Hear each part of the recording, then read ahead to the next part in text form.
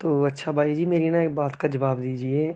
अगर आपको पता चल जाए कि आप कल रोड क्रॉस करते ही आपकी डेथ होने वाली है, तो आप क्या करेंगे? मतलब एक एग्जांपल है, आप जवाब दीजिए। बंदी छोड़ सतगुरु रामपाल जी महाराज जी की जय हो। दो बातें हैं भगत जी। यदि मुझे पता चल जाए कि कल शाम को मेरी डेथ होनी है, और यदि मैं सामान्य प्राणी हूँ, पूज्य गुरुदेव जी की शरण में नहीं हूँ, तत्व ज्ञान से अपरिचित हूँ, तो मैं चिंतित हो जाता। और हर संभव हो सकता है मैं बचने का प्रयास भी करता पता होने के बाद भी। और दूसरा पहलू ये है कि मैं परम पूज्य सतगुरु रामपाल जी महाराज जी का शिष्य हूँ। उन्होंने मुझे अपने तत्व ज्ञान से परिपूर्ण कर रखा है, अपने भक्ति विधान और कर्मों से परिचित करवा रखा है। अतः मेरी कोई प्रतिक्रिया नहीं होती, मैं उस चीज़ का स्वागत करता, क्योंकि मुझे अपने कर्मों पे विश्वास है, मुझे उस भक्ति पे विश्वास है, मुझे परमात्मा के विधान पे विश्वास है। और परमेश्वर की वाणी है कि जिस मरने से जग डरे मेरे मन आनंद, कद मर हूँ कद पाऊँ वो पूर्ण परमानंद। कोई चिंता नहीं होती, कोई टेंशन नहीं होती, कोई हड़बड़ नहीं होती, कोई गड़बड़ नहीं होती। वही सब कुछ मैं करता जो मुझे करना था, जो मैं आज कर रहा हूँ। सत साहिब। नहीं भाई जी, आपने बहुत अच्छा जवाब दिया, पर मेरे कहने का मतलब ये है कि अगर आपको पता है, आपने जान लिया अपने बारे में कि मैं कहाँ से आया हूँ, मैं कौन हूँ, मेरा उद्देश्य क्या है, इसलिए आप एक कॉन्फिडेंस से ये बात बोल रहे हो ना। तो ये तो आपने इस बात का जवाब दे दिया। बहुत अच्छा जवाब दिया आपने। पर मैं इस पॉइंट पे आना चाहता हूँ कि देखिए, जैसे कभी साहिब है, ठीक है, वो पूर्ण परमात्मा है, मैं मानता हूँ, हर चीज़ को मानता हूँ। तो उन्होंने, अगर वो अंतर्यामी है, वो सब कुछ पहले से ही जानते हैं। तो जब उन्होंने सृष्टि रची थी, तो उनको ये नहीं पता था कि आगे जाके एक ऐसे ऐसे काल होगा, ऐसे ऐसे मेरे बच्चे उसके जाल में फंसेंगे।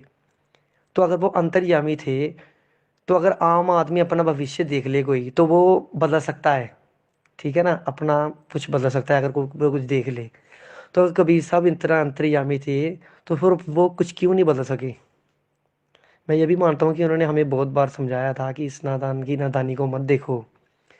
पर लेकिन फिर भी अगर उनको ये पता ही था शुरू से कि मेरे बच्चे इसके जाल में फंसेंगे, ये नहीं मानेंगे, तो उन्होंने आगे सृष्टि ही क्यों रची?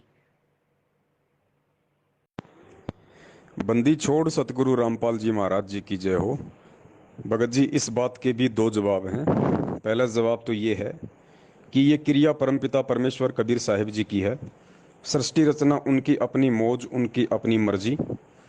एक सामान्य प्राणी होने के नाते और परमेश्वर की गति को किसी भी देश काल और परिस्थिति में ना समझ पाने के चलते हमें इस तरह के सवाल करना जायज़ नहीं है, क्योंकि ये परमेश्वर की रचना के ऊपर सवाल है। नंबर दो, ऐसा उन्होंने क्यों किया जबकि उन्हें पता था कि ये ऐसे ऐसे काल होगा, वो तप करेगा, 21 ब्रह्मांड लेगा, फिर जीवात्माएं उस पर आश्रित होंगी, फिर ये सभी लोग सतलोक से निष्कासित कर दिए जाएंगे, नीचे जाके 84 लाख योनियों में भरमेंगे, भटकेंगे, दुख उठाएंगे। इसका जवाब ये है भगत जी, यदि आपकी शादी हो चुकी है तो आप जी को अच्छे से पता है कि शादी के बाद जब बच्चे उत्पन्न होंगे, और जो बच्चे मैं उत्पन्न करूंगा वो बच्चे भगत जी मरेंगे, डेफिनेटली मरेंगे। और बच्चे मरेंगे तो फिर उनके मरने का बड़ा दुख होता है, बड़ा अफसोस होता है। हो सकता है बच्चों का एक्सीडेंट भी हो जाए, हो सकता है बच्चा अपंग भी पैदा हो जाए, मंद बुद्धि भी पैदा हो जाए, हो सकता है बच्चा आगे चल के कुसंगति में पड़ जाए, बुरे कर्म करने लग जाए, हो सकता है बच्चा मेरी आंखों के सामने भी मर जाए, हो सकता है बच्चा बड़ा होकर शराब पिए, बीड़ी पिए और मेरी पिटाई भी करे। ये सब चीजें पता होने के बाद भी एक इंसान क्यों बच्चे पैदा करता है? अब ये जवाब यदि आप मुझे दे सकते हैं तो मैं समझूंगा कि आपके सवाल में ही आपका जवाब है। यदि आपकी शादी हो चुकी है, आपके यदि बच्चे हो चुके हैं, तो आप जी स्वयं इसका जवाब दीजिए। यदि आपकी शादी नहीं हुई है तो आप जी अपने पिताश्री से इस बात का जवाब ले सकते हैं कि आपने मुझे पैदा क्यों किया, जबकि आपको अच्छे से पता था कि मैं आपकी आंखों के सामने मर भी सकता हूँ। हो सकता है मैं ढंग से पढ़ाई लिखाई ना करता, मैं किसी आतंकवादी संगठन से जुड़ जाता, क्योंकि माथे पे तो लिखा हुआ नहीं था पैदा करने से पहले कि आगे चल के मेरा भविष्य क्या होगा, मैं क्या क्या करूँगा, क्या क्या नहीं करूँगा। तो आपने मुझे पैदा क्यों किया? तो ये दो सवाल भगत जी आपकी बातों के हैं। सृष्टि रचना परमेश्वर की अपनी मौज थी, उन्होंने क्यों रची, क्यों नहीं रची। दूसरी बात, परमेश्वर ने हमेशा जीव को स्वतंत्र रखा है। हम अपने कर्मों की वजह से गधे कुत्ते सूअर बन रहे हैं, सतलोक से निष्कासित हैं। परमेश्वर ने कभी नहीं सोचा था कि ये जीव इस तरीके से वहां जाएगा। मतलब उन्होंने अपनी तरफ से हमारी को निष्कासित नहीं किया। परमेश्वर ने आत्मा को हमेशा स्वतंत्र रखा है, फ्री रखा है। जैसा जीव करेगा वैसा अपना भोग भोगेगा। अगर परमेश्वर ने हमारे को बंधन में रखा होता तो हम यहाँ नहीं नहीं आ सकते थे। लेकिन काल के ऊपर हमने आसक्ता की, परमेश्वर ने फिर भी हमें चेताया, हमें जगाया, उसके बाद भी हम नहीं माने। तो परमेश्वर ने फिर अंत में हमारी स्वयं की इच्छा से कि भाई कौन कौन जाना चाहता है इसके साथ में, हमें परमात्मा ने धक्के नहीं मारे। फिर भी परमेश्वर ने पूछा कि भाई आप में से कौन कौन इस काल भगवान के साथ जाना चाहता है। तो ये हमारी नालायकी थी, हमारी कमजोरी थी। हम सब ने हाथ खड़े किए और आज यहाँ गधे कुत्ते सूअर का जीवन भोगते भोगते, और ये उस परमात्मा की फिर से एक और महान दयालुता का ये एग्जाम्पल है कि इतनी बड़ी गलती करने के बाद भी जो बिल्कुल अक्षम्य है, जिसकी कोई माफी नहीं है, फिर भी उस दयालु परमात्मा ने रहम की, दया की और एक बार हमें पुनः मौका दिया है। तो गलती भगत जी हमारी अपनी है, और इस तरह के सवाल दास समझता है जायज नहीं है, क्योंकि ये सवाल बनता ही नहीं है। क्योंकि परमेश्वर की किसी भी क्रिया पे हम उंगली नहीं उठा सकते कि परमेश्वर ने ऐसा क्यों किया। ये क्यों और क्या, ये दो शब्द यदि हम परमेश्वर के लिए और उनकी रचना के लिए यदि हम यूज करते हैं तो दास समझता है कि अभी हम तत्व ज्ञान से अपरिचित हैं। सत साहिब, जय हो बंदी छोड़ के। वो तो मैं आपकी बात से बिल्कुल सहमत हूँ, पर लेकिन देखिए ना, मेरी बराबरी आप कबीर साहब से मत कीजिए ना। वो तो भगवान है। वो तो मैं समझ गया आप किस पॉइंट पे आना चाहते होगी। अगर मुझे पता है कि मेरी शादी होगी, मेरे बच्चे होंगे, वो मुझे पता है मरेंगे भी, वो दुखी भी होंगे। पर ये तो मैं हो गया ना, ये तो एक दुनियावी बात होगी ना। मैं तो एक दो कौड़ी का जीव हूँ, कुत्ता हूँ। मेरी कबीर साहब से बराबरी मत कीजिए। मैं उनकी बात कर रहा हूँ। हाँ, ये भी आपने बात वैसे जवाब सही दिया है। हम कौन होते हैं उनसे सवाल करने वाले। तो अगर आपने यही जवाब दिया है तो कोई बात नहीं, मैं इससे भी संतुष्ट हूँ। सच्चाई भगत जी, यदि आपने इस बात को स्वीकार किया है और आप अपने आप को संतुष्ट मानते हैं तो दास आपको आगे की बात भी बता देता है। जो परमेश्वर ने दास को जो सद्बुद्धि दे रखी है, जो प्रेरणा दे रखी है, उस आधार से दास ये कह सकता है भगत जी कि ये गलती केवल हमने सतलोक में पहली बार नहीं की है। सतलोक से पहले भी हम लोगों ने कोई ना कोई गलती अवश्य की है। उस गलती की सजा भोगने के लिए परमेश्वर ने हमारे को सतलोक में उत्पन्न किया, क्योंकि सतलोक सच्चा लोक है। सतलोक को अमर लोक कहते हैं। सतलोक में जाने के बाद किसी की मृत्यु नहीं होती, किसी का जन्म नहीं होता, परमेश्वर अपने सत्संगों में कहते हैं। लेकिन उसके बावजूद भी हम पहले सतलोक में ही थे, और सतलोक का विधान है कि वहां जन्म नहीं होता, वहां मृत्यु नहीं होती।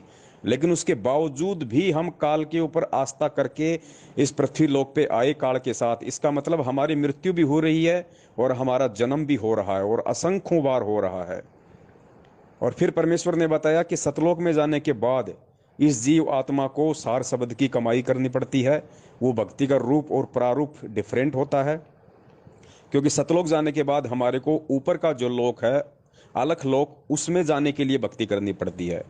अलख लोक में भी परमेश्वर की सृष्टि है, क्योंकि अलख लोक में परमात्मा अलग पुरुष के रूप में सृष्टि का संचालन करता है। अलख लोक में जाने के बाद फिर हमने ऊपर के लोक, अगम लोक के लिए भक्ति करनी पड़ती है, क्योंकि वहां भी परमेश्वर की रचना है, परमेश्वर की सृष्टि है, और वहां परमेश्वर अगम पुरुष के रूप में रहते हैं। अगम पुरुष के बाद में फिर हमने ऊपर के लोक, अनामी लोक की भक्ति करनी पड़ती है, क्योंकि अनामी लोक में वो परमेश्वर अकेला रहता है और वो अनामी पुरुष के रूप में रहता है, क्योंकि अनामी लोक में सृष्टि नहीं है। क्योंकि अनामी लोक वो लोक है जहां से हमें परमेश्वर ने अपने शब्द से उत्पन्न किया था, सर्जन किया था। और अनामी लोक में जाने के बाद में परमात्मा ने हमारे को जिस शब्द से उत्पन्न किया था, सर्जन किया था, उसी शब्द में परमात्मा हमारे को वापस समा लेगा। अर्थात आत्मा का सदा सदा के लिए झंझट खत्म हो जाएगा। और परमेश्वर की वाणी है कि लोक अनामी जावेगी, वहां कोन्या मिले चुबारे, आत्मा और परमात्मा वहां कोन्या रहते न्यारे। अनामी लोक ही एक ऐसा लोक है जहां आत्मा और परमात्मा का अलग अलग अस्तित्व नहीं है। बाकी सभी लोकों में, नीचे के तीनों लोकों में आत्मा और परमात्मा का अलग अलग रूप है। तो अनामी लोक इस आत्मा का अंतिम मुक्ति स्थल है। अनामी लोक में जाने के बाद परमेश्वर आत्मा को उसी शब्द में वापस समा लेता है जिस शब्द से परमात्मा ने कभी इस आत्मा को सर्जन किया था, आत्मा को उत्पन्न किया था। ये बहुत गहरा रहस्य है, बहुत गहरा भेद है।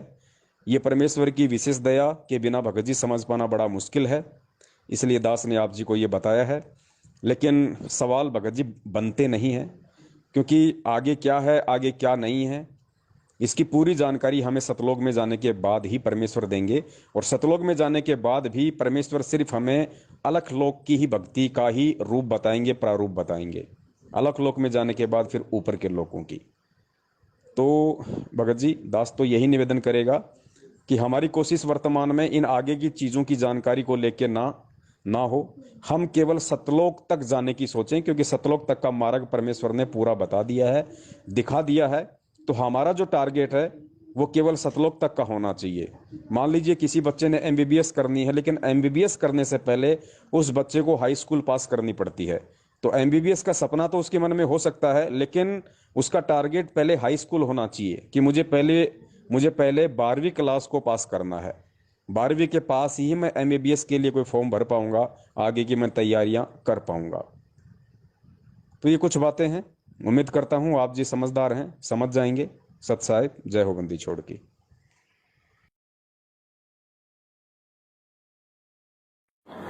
सतलोक में जाके सुरता संकट कट जा सारे, अलख लोक और अगम लोक के, यानी सतलोक में जाकर के फिर अलख अगम लोक को और सतनामी को हम वहां जाकर के प्राप्त करेंगे। वहां अलग से वहां भक्ति, हम चाहेंगे ऊपर जाना तो वहां भक्ति करेंगे, नहीं तो सतलोक में। जैसे ही वहां इस लोक ने छोड़कर जी को ना, और ये तो छुट्टे भी गा, तो वहां तो इतना आनंद हो जाएगा, वो आपकी इच्छा आगे ऊपर चलना या ना चलना, सतलोक तक जाने के बाद कोई कष्ट नहीं है, फिर पुनर्जन्म नहीं है।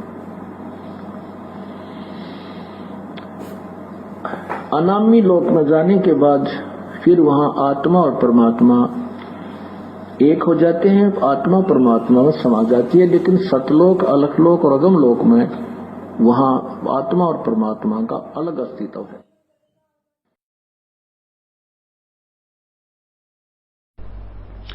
जन्म मरण मिट जावे है सुरता, वो आनंद काया तेरी, सच कहूं ना झूठ रती बरी, बात मान ले मेरी। सतलोक में जाके सुरता संकट कट जा सारे, अलख लोक और अगम लोक के, यानी सतलोक में जाकर के फिर अलख अगम लोक को और सतनामी को हम वहां जाकर के प्राप्त करेंगे। वहां अलग से वहां भक्ति, हम चाहेंगे ऊपर जाना तो वहां भक्ति करेंगे, नहीं तो सतलोक में। जैसे ही वहां इस लोक ने छोड़कर जी को ना, और ये तो छुट्टे भी गा, तो वहां तो इतना आनंद हो जाएगा, वो आपकी इच्छा आगे ऊपर चलना या ना चलना, सतलोक तक जाने के बाद कोई कष्ट नहीं है, फिर पुनर्जन्म नहीं है। अनामी लोक में जाने के बाद फिर वहां आत्मा और परमात्मा एक हो जाते हैं, आत्मा परमात्मा में समा जाती है। लेकिन सतलोक, अलखलोक और अगम लोक में वहां आत्मा और परमात्मा का अलग अस्तित्व है। भाई जी एक बात और, जैसे जब काल यहाँ से जाने वाला था, ठीक है, तो उसने कहा था कि भगवान जी, कबीर साहिब जी को, कि जो जैसे कर्म करेगा मैं उसको वैसा ही फल दूंगा, मैं किसी आत्मा को दुखी नहीं करूंगा, ठीक है। तो वो तो अब हमारे साथ बहुत अन्याय करता है, वो तो आपको पता ही है, आपको बताने की ज़रूरत नहीं है। तो जब वो हमारे साथ अन्याय करता है तो उसको उसका हिसाब कोई नहीं देना पड़ता। उसको शराब मिल गया, ठीक है, उसको तो एक काम मिल गया कि हमारा, उसने 1 लाख मानव श्रीधारी का नित्य आहार करना है, ठीक है, तो उसका क्या गया फिर? गया तो सब कुछ हमारा ही ना। ऊपर से वो कबीर साहब की भक्ति भी करता है, जैसे उसने गीता में बोला है कि मैं भी उसी की शरण में ही हूँ अर्जुन, ठीक है। तो वो जब गलती करता है तो उसको उसका हिसाब कोई नहीं देना पड़ता। और सबसे पहले अब भगवान ने उसको 5 तत्व और 3 गुण दे दिए, रजगुण ब्रह्मा, सतगुण विष्णु, तमगुण शिव जी। इनकी वजह से दुनिया में क्या क्या हो रहा है, वैसे सवाल नहीं करना चाहिए ये, पर सोच आती है मन में। रेप हो रहे हैं, कोई क्या हो रहा है, इतनी दुनिया मर रही है। हर एक अब काल तो क्या भगवान से भी बड़ा हो गया, हम सब कुछ काल के ऊपर ही छोड़ देते हैं कि काल ही सब कुछ है, उसने ये सब कुछ किया। तो फिर भगवान ने क्या किया? भगवान मैं मानता हूँ कि आए हमें समझाने के लिए, ठीक है। भगवान ने हमें आए समझाने के लिए, हम उनकी बात नहीं माने क्योंकि हमारी बुद्धि काल ने भ्रष्ट की हुई है। तो इसमें हमारा भी क्या दोष है? देखिए ना, इसमें हमारा भी क्या दोष है? और एक सवाल मेरा और, कि मानता हूँ मैं कि संत रामपाल जी महाराज ही पूर्ण परमात्मा है, ठीक है। तो वो हिंदुस्तान में ही क्यों आए? इतनी बड़ी कंट्रियां हैं दुनिया में, तो वो क्या भगवान के बच्चे नहीं है?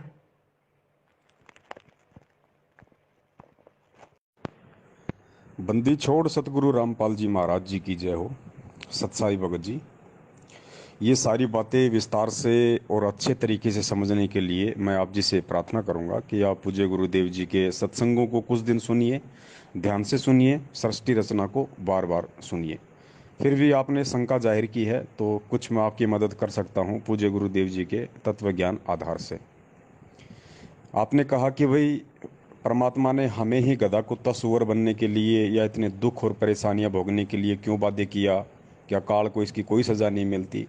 देखिए, जिसका जैसा कर्म है और जैसी जिसने परमपिता परमेश्वर के साथ में दगाबाजी की है, उस आधार से परमेश्वर ने काल को भी सज़ा दी है जैसा उसका कर्म है। गुरुदेव ने बताया कि जो ब्रह्मा जी हैं, जब ब्रह्मा जी मर जाता है एक, उसके बाद में जो विष्णु जी हैं वो मरते हैं, और विष्णु जी के बाद में जब 70,000 ये त्रिलोकीय शिव अर्थात शंकर भगवान मर जाते हैं, तब एक काल मरता है, काल की मृत्यु होती है। अर्थात एक ब्रह्मांड का सर्वनाश हो जाता है, सारे प्राणी दूसरे ब्रह्मांड में रख दिए जाते हैं। तो पूज्य गुरुदेव ने बताया कि काल और दुर्गा उस परमपिता परमेश्वर की शब्द शक्ति से, उनके वरदान से दूसरे ब्रह्मांड में जाते हैं, और वहां पे गुरुदेव की शब्द शक्ति से ये दोनों युवा शरीर में प्रकट हो जाते हैं। लेकिन जब ये शरीर छोड़ते हैं तो इनको भी उतनी ही पीड़ा होती है जितनी पीड़ा एक आम व्यक्ति को होती है। और गुरुदेव ने सर्प और उसकी केचली का एग्जाम्पल दिया कि जिस प्रकार सर्प को अपनी केचली उतारने के लिए कितना उसको पीड़ा सहन करनी पड़ती है, धीरे धीरे उतारनी पड़ती है, ठीक वैसी ही पीड़ा काल और दुर्गा को भी वो शरीर छोड़ते वक्त होती है। और दूसरे ब्रह्मांड में वो पुनः परमेश्वर के आशीर्वाद से, उनकी शब्द शक्ति से एक सिस्टम बना रखा है परमेश्वर ने, वो युवा रूप में प्रकट हो जाते हैं। और जितने भी प्राणी जो बीज रूप में परमात्मा के द्वारा दूसरे ब्रह्मांडों में रख दिए जाते हैं, फिर दोबारा से ठीक उसी प्रकार ये ब्रह्मा विष्णु महेश की उत्पत्ति करते हैं, फिर सृष्टि संचालन का पूरा सिस्टम ये लोग सेट करते हैं। फिर आपने कहा कि भाई हमारे साथ ही ऐसा क्यों हुआ? तो इसका एक और अच्छा सा परमेश्वर ने एग्जाम्पल दिया है कि हमारे ऊपर तो फिर भी परमेश्वर ने बहुत बड़ी रहम कर दी। सबसे बड़ी रहम तो उस परमात्मा ने काल भगवान को ये श्राप दे के कर दी कि भाई तू प्रतिदिन 1,00,000 मानव शरीरधारी आत्माओं का जो सूक्ष्म जो शरीर होगा उसमें जो वासना होगी उसको खाएगा। अब भगत जी, यदि परमेश्वर इस काल को इस तरह का श्राप ना देते तो आप देख रहे हैं यहाँ पे इसने कितने प्रकार के गधे कुत्ते सुअर कीट पतंग, पता नहीं 84 लाख योनियां बना रखी हैं। ये मानव शरीर बिल्कुल भी नहीं देता, लेकिन मानव शरीर देना इसकी मजबूरी हो गई, क्योंकि मानव शरीर में जो सूक्ष्म शरीर है उसमें जो वासना होती है वो इसका भोजन है। तो परमेश्वर ने हम पे दया करी, क्योंकि अगर ये हमें मानव शरीर देगा तो मानव शरीर में ही हम परमपिता परमेश्वर को पहचान सकते हैं, जान सकते हैं, भक्ति कर सकते हैं, और वापस सतलोक जाने के लिए परमात्मा ने हमें एक ही मौका दिया, काल को श्राप देके, आप और हमें मानव शरीर देके। और दूसरा भगत जी, ये मौका केवल आप और हमारे को मिला हुआ है, काल भगवान को वापस सतलोक जाने का मौका नहीं है। ये मौका केवल आप और हमारे को परमात्मा ने दिया। तो हम ये नहीं कह सकते कि परमात्मा ने हमारे साथ ही ऐसा क्यों किया। ये तो हम ये कहना चाहिए कि परमेश्वर ने काल के साथ जो किया वो ठीक किया। हमें तो फिर भी परमात्मा ने वापस सतलोक जाने का मौका दे दिया। क्या आपने कभी सुना है परमेश्वर के मुख कमल से, कभी उनके सत्संगों में, कि काल वापस चला गया सतलोक, जबकि कितनी आत्माएं वापस सतलोक चली गई वो जरूर आपने सुना होगा। तो एक मौका दिया उस परमपिता परमेश्वर ने हमें। दूसरा आपका सवाल है कि इस पूरे वर्ल्ड में इतने सारे देश हैं, इतनी सारी कंट्रीज हैं, संत रामपाल जी महाराज पूर्ण परमात्मा हैं, वो केवल भारत में क्यों आए, हिंदुस्तान में क्यों आए? तो ये सवाल भी आपका जायज़ नहीं है और कुछ कुछ जायज़ भी है। कुछ कुछ जायज़ इसलिए है कि परमेश्वर भी अपना एक केंद्र इस पृथ्वी लोक पे नियुक्त करते हैं। और जिस प्रकार विश्व के सभी देशों के जो राजदूत भवन है वो केवल देश की राजधानी में है, दिल्ली में है।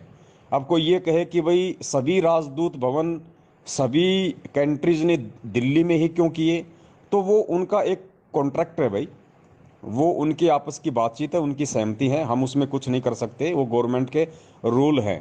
क्योंकि राजदूत भवन वही होगा जहाँ पे सिक्योरिटी होगी, जहाँ पे सारी सुविधाएं होंगी, जहाँ पे देश के मंत्री रहते हैं, प्रधानमंत्री रहते हैं, जहाँ पे सूचना के सारे साधन उपलब्ध हैं, वहीं पे होता है। तो हिंदुस्तान को परमेश्वर ने इसलिए चुना क्योंकि हिंदुस्तान, देखिए, किसी न किसी भूमि को तो परमात्मा ने चुनना ही चुनना था। तो परमेश्वर ने भारत को चुन लिया, हिंदुस्तान को चुन लिया। यदि भारत को ना चुन के यदि परमात्मा अमेरिका को चुन लेते तो फिर आपका यही सवाल होता कि अमेरिका को क्यों चुना। तो ये सवाल थोड़ा जायज़ है नहीं, और जितना जायज़ था उतना आपको दास ने बता दिया राजदूत का एग्जाम्पल देके। दूसरी बात भगत जी, मैं भगत हूँ नहीं, मैं भगत था पहले भगत, अभी मैं नहीं हूँ भगत। मेरी सिस्टर ने नाम लिया है, मेरी मेरी माता जी ने लिया, मैंने उनको नाम दिलवा दिया था, और मैं खुद कुछ मन में ऐसा हुआ कि विश्वास सा उठ गया। काश आप सही बोलते हैं कि हम तत्व ज्ञान से परिचित नहीं है, पर लेकिन नहीं है भैया जी, मन नीच हो गया, मन से विश्वास ही उठ गया सब कुछ। अब आप इसको काल प्रेरणा कह दो, जो कहना है कह सकते हो, आप बड़े हो हम हमसे, उम्र में भी और ज्ञान में भी। सच्चाई भगत जी, कौन आत्मा परमपिता परमेश्वर की भक्ति के लायक है और कौन आत्मा भक्ति नहीं करेगी, इसमें एक शरीर का दोष नहीं होता है। आपके अंदर जो आत्मा है उस आत्मा के अपने युगों युगों के संस्कार होते हैं, भक्ति प्रारब्ध कर्म होते हैं। उस आधार से ये सारा ऑटोमेटिक सिस्टम है परमात्मा का। परमात्मा सिर में दर्द नहीं लेते हैं। जिस प्रकार परमेश्वर ने एक बीज का उदाहरण दिया कि परमात्मा ने एक सब्जी का या फल का बीज बना दिया और बीज में परमात्मा ने सारे मेरिट, सारे गुण डाल दिए, और परमेश्वर ने विधान बना दिया कि जब इसको किसान खेत में डालेगा तो सबसे पहले इसका अंकुर फूटेगा, फिर इसका पौधा होगा, फिर ये थोड़ा सा पेड़ बनेगा, फिर टहनियाँ बनेंगी, फिर इसके फल लगेंगे। तो हर चीज़ का परमेश्वर ने एक विधान बना के छोड़ दिया है, उसके अकॉर्डिंग ही सारा काम होगा। अब माली यदि बीच में उसमें काट छांट करने की कोशिश करेगा, अपना दिमाग लगाएगा, तो वो पेड़, वो पौधा, वो फल उस तरीके से परिपक्व नहीं होगा जिस तरीके से परमेश्वर ने उसको बनने के लिए आशीर्वाद दिया है। तो ये आप जो हैं भगत जी, आपके शरीर का इसमें कोई दोष नहीं है। शरीर तो केवल एक माध्यम है इस आत्मा को परमेश्वर की भक्ति करने के लिए। लेकिन आपने किस युग में परमात्मा की, आपने कैसी भक्ति की, कैसी सेवा की, कैसा आपने दान पुण्य किया, उस आधार से परमपिता परमेश्वर ने आपका एक संस्कार निश्चित किया हुआ है। और जब ये आत्मा सतलोक से आई थी उसी समय परमात्मा ने सतलोक वापस पहुंचने का उसका पूरा सिस्टम सेट कर दिया था परमेश्वर ने उसी समय से। जैसे हम रात को मोबाइल में अलार्म भर के सो जाते हैं सुबह 4 बजे की, तो हमें जगने की जरूरत नहीं है, बार बार ये देखने की जरूरत नहीं है कि बजेगी कि नहीं बजेगी, हमें टेंशन लेने की जरूरत नहीं है। हमने वो टेंशन उस अलार्म को दे दी, हमने उसमें वो सिस्टम सेट कर दिया, वो सिद्धि हमने उसके अंदर डाल दी, वो भर दी हमने, तो वो ऑटोमेटिक 4 बजे ही बजेगी। तो इसी प्रकार परमपिता परमेश्वर ने इस आत्मा को जब सतलोक से निष्कासित किया, उसके बाद में आत्मा वापस सतलोक कब आएगी, कौन से युग में आएगी, कितनी बार ये मानव जन्म लेगी, कितनी बार ये पशु पक्षियों के जन्म लेगी, कितनी बार इसके साथ अच्छा होगा बुरा होगा, सब कुछ परमेश्वर ने सिस्टम सेट कर दिया था एक अलार्म की तरह। तो सब कुछ वैसा ही होगा भगत जी, आपके भक्ति करने से ना करने से कुछ नहीं होगा। देखिए, यदि नाम आपने लिया है तो भक्ति रूपी बीज तो आपने परमेश्वर के हाथों अपने अंतःकरण में डलवा लिया है। और परमेश्वर कहते हैं एक बार यदि कोई आत्मा मेरी शरण में आ जाती है उसके बाद वो अपनी नादानी, अपनी कमजोरी के चलते भले मुझसे दूर हो जाए, लेकिन परमात्मा उसको संभालता रहता है। मालिक कहते हैं जो जन मेरी शरण है ताका हूं मैं दास, और गैल गैल लाग्या फिरूं जब तक धरती आकाश। तो परमेश्वर उस आत्मा को फिर छोड़ते नहीं है, चाहे कितने ही युग लग जाएं, कितने ही जन्म उसको देने पड़ जाएं, परमात्मा एक न एक दिन उसको पार अवश्य करेगा। तो हो सकता है आज आप वर्तमान में ये बातें सोच रहे हैं कि भाई मैं भक्ति नहीं कर रहा, मेरा विश्वास नहीं हो पा रहा। ये विश्वास पैदा करना परमेश्वर के बाएं हाथ का काम है। वो चुटकी बजाते ही विश्वास भी पैदा कर दे और विश्वास तोड़ भी दे। तो आप बोल रहे हैं, लेकिन वो परमेश्वर क्या करेगा क्या नहीं करेगा ये उसके ऊपर निर्भर करता है। हो सकता है आप दोबारा से पुनः बहुत अच्छी तरीके से भक्ति पे लग जाएं, आप पहले से भी ज्यादा दृढ़ हो जाएं। या हो सकता है परमेश्वर ने आपको फिर किसी जन्म में अपनी शरण में लेना हो, धीरे धीरे आपके ऊपर भक्ति का रंग चढ़ा के फिर मालिक ने आपको अपनी भक्ति में उस तरीके से लगाना हो जैसा वो चाहते हैं। तो इसमें आपका कोई दोष नहीं है, क्योंकि शरीर का कोई दोष नहीं है भगत जी। इसमें आत्मा के जो संस्कार होते हैं वो कोडवर्ड में फीड होते हैं, उसी के अनुसार इस आत्मा ने चलना है और वापस सतलोक जाने के लिए तैयार होना है। एक बार और बोल देता हूँ भगत जी, मुझे सच बताओ ना अपने दिल की बात। मुझे सतगुरु रामपाल जी महाराज से कोई गिलवा शिकवा नहीं है, क्योंकि उन्होंने तो देखिए पूरी दुनिया हम बचपन से लेकर आज तक सुनते आए हैं, हिंदू मुसलमान के झगड़े, ये हो रहा है वो हो रहा है। उन्होंने ये साबित किया है कि भगवान कौन है, परमात्मा कौन है। गुरु नानक देव जी ने कहा एक ओंकार सतनाम श्री वाहिगुरु। साईं बाबा जी ने कहा सबका मालिक एक, पर वो एक मालिक है कौन, ये सतगुरु रामपाल जी महाराज जी ने साबित किया है। उनके लिए मेरे दिल में बहुत आदर है, बहुत सम्मान करता हूँ मैं उनका। मैं मेरी मेन भगवान के साथ थोड़ी सी मैं शंका समाधान कर शंका होती है मुझे, लेकिन रामपाल जी महाराज से मुझे कभी कोई कोई गिलवा शिकवा नहीं है। मैं गुरुद्रोही नहीं हूँ, उनकी तो मैं पूरी बात सपोर्ट करता हूँ। वो जो बोलते हैं सच बोलते हैं। सत्साई भगत जी, बिल्कुल आपने सही कहा। आप जी गुरुद्रोही की श्रेणी में बिल्कुल भी नहीं है, आप जी गुरु विमुख हैं। और वो किसी भी कारण से इंसान हो सकता है, लोकलाज की वजह से हो सकता है, समाज परिवार और रिश्तेदारों के दबाव से हो सकता है, या अपने किसी भक्ति प्रारब्ध संस्कार के थोड़ा बहुत जो माड़ापन उसमें आ जाता है उसकी वजह से हो सकता है। तो आगे का काम उस परमेश्वर का है, वो कब आपको सेट करें, कब आपको वापस भक्ति से लगाएं। और बाकी आप जी भी परमेश्वर से प्रार्थना करते रहिए। परमेश्वर सद्बुद्धि देते हैं, हर चीज़ को समझने की शक्ति देते हैं, पावर देते हैं, सोच देते हैं, बुद्धि देते हैं। तो मैं तो निवेदन करूंगा कि ये सुनहरा मौका है, क्योंकि ये कलयुग का एक तरीके से आप और हमारे लिए तो अंतिम चरण है भाई। क्योंकि हम तो नहीं चाहते कि आगे हमारा मानव जन्म हो, हम तो इसी जन्म में पार होना चाहते हैं। उम्मीद तो यही है और कोशिश भी यही रहेगी, क्योंकि पिछली पीढ़ी है, मोक्ष मार्ग है। इसमें जो हम प्राप्त कर सकते हैं वो अनंत कल्प युगों तक फिर नहीं कर सकते। तो आपकी जो भी शंकाएं हैं आप जी निसंकोच होकर रख सकते हैं कि किस कारण से आप जी भक्ति पे दोबारा से नहीं लगना चाहते हैं। परमेश्वर दया करेंगे तो दास जरूर समझाने की कोशिश करेगा। और वैसे यदि आपकी इच्छा नहीं हो रही तो फिर ये आपका पिछला जो भक्ति संस्कार है उसकी कुछ कमजोरी कही जा सकती है। बैटरी इतनी चार्ज नहीं है, लेकिन उस बैटरी को चार्ज करने का माध्यम भी केवल परमपिता परमेश्वर सतगुरु रामपाल जी महाराज जी से बारंबार प्रार्थना ही है, सिर्फ प्रार्थना। सत साहिब। और भाई जी मेरा एक सवाल और है कि जैसे मान लीजिए कि हम एक कुत्ते के आगे हड्डी रखते हैं, तो वो कुत्ता क्या करेगा, उसको हड्डी को खाएगा ही ना। तो वैसे ही जब वैसे तो उसे सत्संगों में कहते हैं कि काल माया देख के पलट गया। ठीक उसी प्रकार काल के आगे जब परमात्मा ने लड़की का युवा रोज बना के उसके साथ पास भेजा था, उसकी बहन के साथ भेजा था कि जहाँ अपनी बहन को ले जा, परमात्मा के दूसरे पुत्र को उसने कहा था, परमात्मा जी ने कहा था कि ले जा अपनी बहन को। तो जब उसके पास वो लेकर गए थे तो परमात्मा को नहीं पता था कि इसने यही काम करना है। सत्साई भगत जी, बिल्कुल आपने सही कहा अपनी सोच आधार से।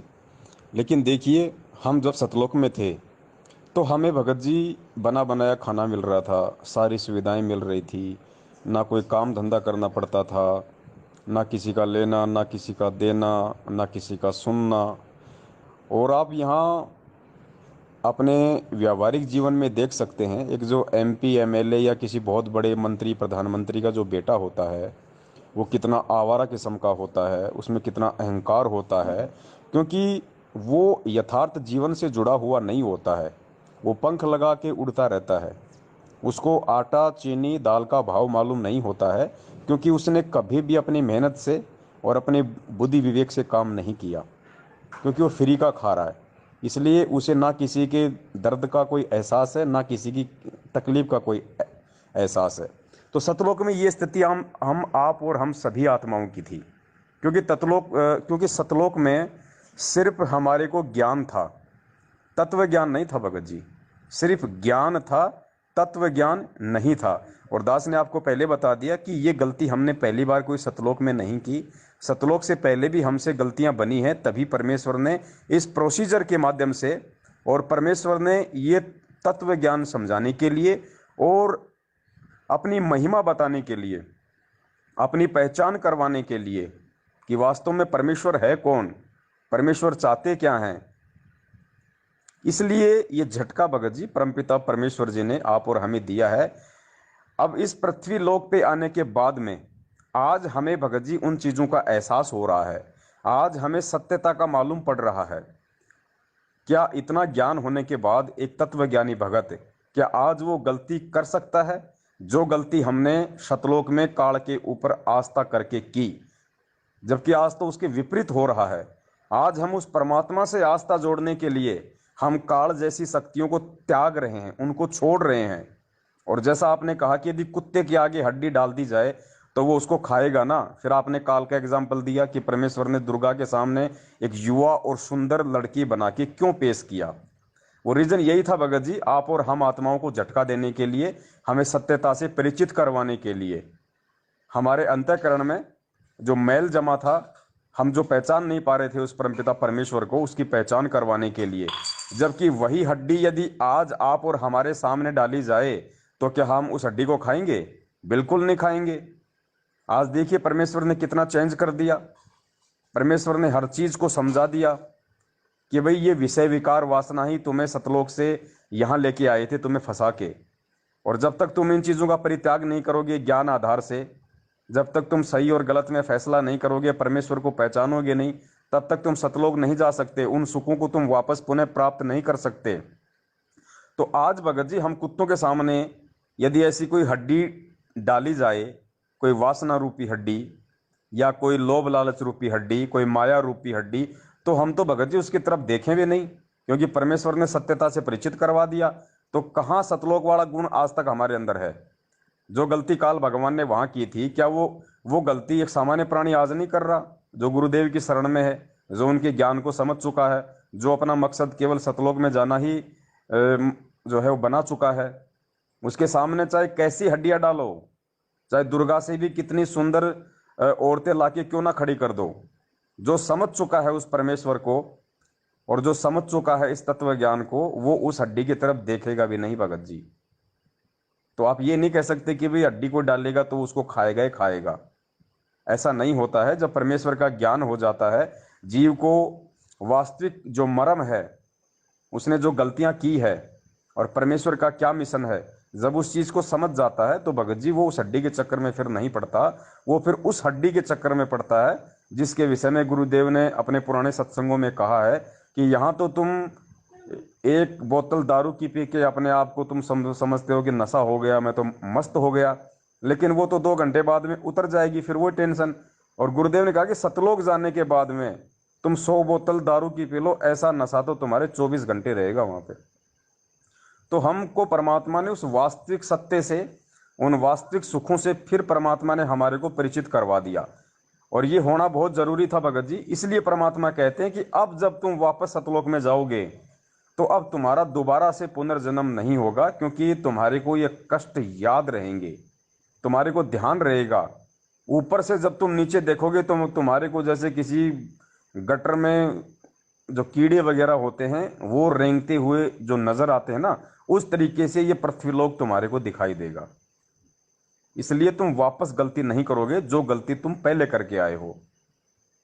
इसलिए परमेश्वर ने कहा कि वापस जाने के बाद में फिर तुम्हारा पुनर्जन्म नहीं होगा, फिर तुम ऊपर के लिए ही प्रस्थान करोगे, नीचे की तरफ आने की नहीं सोचोगे। सत साहिब। एक भाई मेरा सवाल ये है, अभी देखिए जैसे कोई व्यक्ति किसी लड़की के साथ रेप करता है तो वो उसके अंदर वो चीज़ है, ठीक है, उसके वो रजोगुनी ज़्यादा प्रभावित हो गया है, ठीक है। तो उसमें मतलब कि वो चीज़ उसको तंग कर रही है, आप समझ रहे हैं ना। तो सतलोक में तो वो चीज़ थी ही नहीं, काल के पास तो लिंग था ही नहीं था। तो फिर उसके मन में ये कैसे आ गया? आत्मा की एक सोच हो सकती है, लेकिन सतलोक में वहां पे ऐसा शरीर नहीं था, तो वो फिर ये चीज़ कैसे कर सकता था? ये भी मेरा सवाल है एक। तो इस सवाल का जवाब मुझे थोड़ा विस्तार से दीजिए कि वहां पे तो लिंग नहीं था, ये तो परंपरा यहाँ से चली है। तो का आत्मा की एक सोच हो सकती है, ठीक है। तो फिर सोच ही क्या सेक्स कर सकती है? सत्साई भगत जी, आप जी को परमपिता परमेश्वर सतगुरु रामपाल जी महाराज जी के तत्व ज्ञान आधार से दास ने पहले ही ये क्लियर कर दिया है कि सतलोक पूर्ण मुक्ति स्थान नहीं है। सतलोक जाने के बाद हमने फिर आगे के लोकों की भक्ति करनी है। अनामी लोक आत्मा का पूर्ण मुक्ति स्थान है, लेकिन उसके लिए हमने इस प्रोसीजर से गुजरना पड़ेगा। हमने जो भक्ति जो परमेश्वर ने हमें बताई है, इस माध्यम से हमारे को इन सभी लोकों को पार करते हुए सबसे पहले सतलोक जाना है, और सतलोक जाने के बाद फिर हम अंतिम मुक्ति स्थल अनामी लोक में पहुंचेंगे। जिस प्रकार एक बच्चे को एमबीबीएस करनी है तो सबसे पहले उसने स्कूल में एडमिशन लेना पड़ेगा, वो डायरेक्ट वहाँ नहीं चला जाएगा। सबसे पहले उसने एडमिशन लेना पड़ेगा, फिर उसको 1 2 3 4 5 करके उसको 10th तक जाना पड़ेगा, उसके बाद 12th पास करनी पड़ेगी, फिर एमबीबीएस का फॉर्म अप्लाई करना पड़ेगा, फिर 3 या 4 साल उसकी पढ़ाई करनी पड़ेगी, फिर वो एमबीबीएस के लिए सेलेक्ट किया जाता है, उसके बाद भी उसकी ट्रेनिंग होती है। तो इस प्रकार भगत जी ये एक प्रोसीजर है। आपने कहा कि सतलोक में ये सब चीजें है ही नहीं, तो उसके मन में ये सब विकार उत्पन्न कहाँ से हुए, उसके मन में वासना कहाँ से जागृत हुई? भगत जी सतलोक में सब कुछ है, क्या नहीं है सतलोक में? आप इस 21 ब्रह्मांड में जो भी कुछ देख रहे हैं ये कहाँ से आया है? ये 5 तत्व, ये 3 गुण, ये सब कुछ कहाँ से आए? ये सतलोक से ही तो आए हैं, कहीं और से थोड़ी आए हैं। तो पहले ये सब कुछ सतलोक में ही तो था। ये जो पहाड़ आप देख रहे हैं, ये आप जो ये रचनाएं आप देख रहे हैं, ये नदियां आप जो देख रहे हैं, ये झरने आप देख रहे हैं, ये सब क्या है? ये समुद्र आप जी देख रहे हैं, ये नदियां देख रहे हैं, क्या है? ये यहां आने के बाद नहीं बनी है, ये सब कुछ सतलोक से बनी बनाई आई हैं। परमात्मा ने खाली इस प्लाट को ऐसे की ऐसे अपनी सबद शक्ति से यहां भेज दिया। या आप जो ये पहाड़ जो देख रहे हैं, जो हिमालय देख रहे हैं, या अन्य कोई पहाड़ यदि आप देख रहे हैं, यार ये सारे पहाड़ सतलोक में थे, ये वहीं से आए हैं। सिर्फ अंतर इतना है कि सतलोक में ये सब मतलब नूरी थे, यहां आने के बाद में ये 5 तत्व और 3 गुण में तब्दील हो गए। बाकी सेम रचना गुरुजी ने बताई कि इस 21 ब्रह्मांड की जो रचना है वो नकली है और सतलोक की रचना असली है। तो ये 5 तत्व, ये 3 गुण, ये सूरज, ये चांद, ये सब कुछ वहीं तो थे। परमेश्वर ने सृष्टि रचना में बताया कि जब इसने 70 युग 2 बार इसने तप किया, और सबसे पहले तो परमेश्वर ने इसको 21 ब्रह्मांड दे दिए, दूसरी बार इसने 70 युग तप किया तो इसने कुछ रचना की सामग्री मांगी। तो परमेश्वर ने कहा कि बेटा तेरा जो भाई है जो कूरम्ब, उसके पास चला जा, मेरा नाम ले देना, और उससे जाके तू 5 तत्व और 3 गुण ये सृष्टि रचना की सामग्री ले आ। तो काल वहां पे चला गया। जाने के बाद में उसने देखा कि कूरम्ब अपनी जो है साधना कर रहा था, वो ध्यान मगन था। तो काल ने उसको आवाज लगाई, वो नहीं जागा। तो काल को थोड़ा गुस्सा आया कि मैं बोल रहा हूं और ये मेरी तरफ ध्यान नहीं दे रहा। उसने उसके मुकुट को पकड़ के हिला दिया, और जैसे ही उसने उसके मुकुट को पकड़ के हिलाया, उसमें से बीज रूप में ये सूरज, चांद, सितारे, सारी चीजें निकल निकल के ये अपने वास्तविक रूप में आ गई भगत जी, 21 ब्रह्मांड में, वहीं पे जहां पे ये काल था। उसके बाद जब कूरम जागा तो उसने गुस्सा किया। फिर परमात्मा ने आकाशवाणी की कि बेटा ये नादान है, ये मूर्ख है, और तू इसका बड़ा भाई है, तू समझदार है, तू इसके बराबर तू, तेरे को इसके बराबर नहीं होना है। और आज के बाद मैं इसको और श्राप देता हूं कि इसके लोक में कभी भी शांति नहीं रहेगी, ऐसे ही हड़बड़ी रहेगी जिस प्रकार इसने तेरे साथ में की है, जो इसने जल्दबाजी की है ना, इसके लोक में भी सदा ऐसे ही रहेगा। तो ये श्राप भी गुरुदेव ने बताया कि वहीं से लगा हुआ है। तो 5 तत्व 3 गुण इसको भगत जी सतलोक से तो मिले थे। अब ये तो है नहीं कि भाई जो आत्मा थी उसको खाली काल नहीं देखा होगा, बाकी आत्माओं ने भी तो काल को, उसको दुर्गा को देखा होगा ना, क्योंकि परमेश्वर ने उसको युवा बनाया था, उसको सुंदर लड़की बनाया था, फिर काल के पास में भेजा था। तो काल उसके ऊपर मोहित क्यों हुआ, काल वासनाग्रस्त क्यों हुआ? क्योंकि इसने सबसे पहले वहां की मर्यादा तोड़ी थी। सबसे पहले काल भगवान ने ही सतलोक में मर्यादाओं का हनन किया था। तो जाहिर सी बात है, पांचों तत्वों का और तीन गुणों का इसके ऊपर असर हो गया। एग्जाम्पल के लिए, आपके घर में लाइट है लाइट बहुत अच्छा काम कर रही है, आपको बिल्कुल भी परेशान नहीं कर रही। गर्मी में आपको पंखे से हवा मिल रही है, एसी चल रही है, कूलर चल रहा है, आपकी मिक्सी चल रही है और सारे काम कर रही है, आपके जीवन को बहुत आसान बना रही है, भौतिक सुविधाओं के लिए बहुत अच्छी है। अगर आप अपनी नालायकी से उसी लाइट के नंगे तार को यदि आप छू लोगे तो क्या होगा? वो आपके ऊपर वो असर करेगी जैसा उसका असर है, आपके बेटे पे नहीं करेगी। बेटे को तो फिर भी एसी से हवा मिल रही है, क्योंकि लाइट को आपने छुआ है, आपने गलती करी है, आपने जो नियम जो हैं उसके इलेक्ट्रिसिटी के, कि भैया अगर इसको हाथ लगाओगे नंगे तार को तो ये ऐसा झटका मारेगी। तो काल ने वही किया भगत जी वहां पे।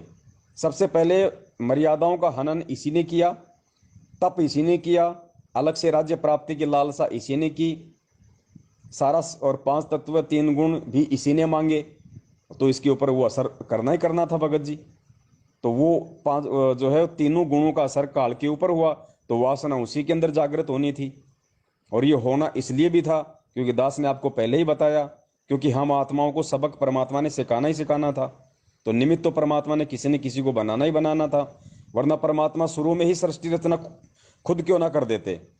अगर परमेश्वर शुरू शुरू में सृष्टि रचना अगर अचिंत को ना सौंप के यदि स्वयं ही सृष्टि को रच देते, तो कहाँ तो अक्षर पुरुष को पैदा करना पड़ता, ना अक्षर पुरुष पैदा होता, ना वो मानसरोवर में जाके सोता, ना परमात्मा ने अंडे से काल को उत्पन्न करना पड़ता।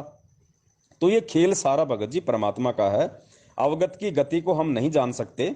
दास भी केवल एक आकलन लगा रहा है, ये नहीं कह रहा कि जो मैं जो कह रहा हूं बिल्कुल सही है, लेकिन जितनी मुझे परमेश्वर ने बुद्धि बख्शी है और जो प्रमाण जो संकेत हैं परमपिता परमेश्वर के, उस तत्व ज्ञान आधार से दास केवल ये एक आइडिया लगा रहा है जो दास की नजर में बिल्कुल सही साबित होता नजर आ रहा है। तो खेल बाकी सारा भगत जी परमपिता परमेश्वर का है। हम उनकी किसी भी क्रिया के ऊपर, इन क्रियाओं के ऊपर स्पेशली हम कोई भी प्रश्न खड़ा नहीं कर सकते। क्यों नहीं कर सकते? क्योंकि जवाब तो हर चीज का है, लेकिन परमेश्वर यदि हमें जवाब दे भी देंगे तो हमारी बुद्धि में आएगा नहीं। कैसे नहीं आएगा? उसका गुरुजी ने एक एग्जाम्पल दिया। गुरुजी ने एग्जाम्पल ये दिया कि एक जो 5वीं क्लास का बच्चा होता है वो भी हिंदी पढ़ना सीख जाता है, और एक बीए और पीएचडी का बच्चा है वो भी हिंदी जानता है लिखना और पढ़ना। अब यदि कोई पीएचडी की जो पुस्तक है और जो शब्द लिखे हुए हैं, उन शब्दों को 5वीं क्लास का बच्चा पढ़ तो देगा क्योंकि हिंदी में लिखा हुआ है कि भाई प्रतिरोधक या प्रतिशोध, उसने पढ़ दिया। लेकिन कोई उससे ये कहे कि बेटा इसका मतलब क्या होता है, तो 5वीं क्लास का बच्चा नहीं बता पाएगा कि प्रतिरोधक और प्रतिशोध का क्या मतलब होता है। बीए वाला जरूर बता देगा। तो अभी इन सब बातों को जो सवाल आप कर रहे हैं ये परमेश्वर तो बता देंगे, लेकिन हमारी बुद्धि उनको समझने के लायक नहीं हुई भगत जी, क्योंकि परमेश्वर का तत्व ज्ञान करोड़ों जीबी का है और हमारी जो मेमोरी है भगत जी वो कुछ एक एमबी की है। समझ रहे हैं? कुछ एक एमबी, और एमबी में भी 90% तो कचरा भरा हुआ है, गंदगी भरी हुई है। ये रागनियां, ये फिल्मी गाने हैं, ये गंदी नजरें, उल्टे सीधे कर्म कुकर्म, गाली गलौच, कचरा भरा हुआ है कुछ एक एमबी के अंदर भी। और परमेश्वर का ज्ञान है करोड़ों जीबी का, तो इतनी आसानी से नहीं समाएगा भगत जी। परमेश्वर ने उसका एक ही माध्यम बताया है। यदि आपने किसी खारे पानी के मटके को मीठा करना है तो उसका एक ही तरीका है कि उसमें मीठा पानी डालते रहो डालते रहो डालते रहो, एक समय ऐसा आएगा वो खारा पानी निकल जाएगा, उसमें खाली मीठा ही पानी रह जाएगा। तो सत्संग सुनना ही इन सब चीजों को समझने का एक अंतिम विकल्प है, एक अंतिम माध्यम है। सत्संग। पूरा सवाल भाई, मेरा मन क्यों उठा, इतनी अच्छी लैंड मैंने भगवान की क्यों छोड़ दी? तो सही बात यह है कि मेरी माता जी को ना कोई बाहर या नुस्खा है, कोई बात जो चीज़ होता है ना, कोई भूत प्रेत का, 30-35 साल का दुख है उनको। तो उन्होंने नाम लिया था, तो मुझे लगा वो ठीक हो जाएंगी, तो वो रेगुलर करते रहे। उन्होंने मर्यादा का भी पालन किया, थोड़ी सी बोली सी भी हैं वो, भगवान से क्या छिपा है, और सच बोलने में कैसा, सच बोलने में क्यों हिचकिचाएं हम। तो वो ठीक ही नहीं हुई, वो ऐसे तड़पती हैं जैसे कोई मच्छी नहीं तड़पती, तो वो ठीक ही नहीं हुई।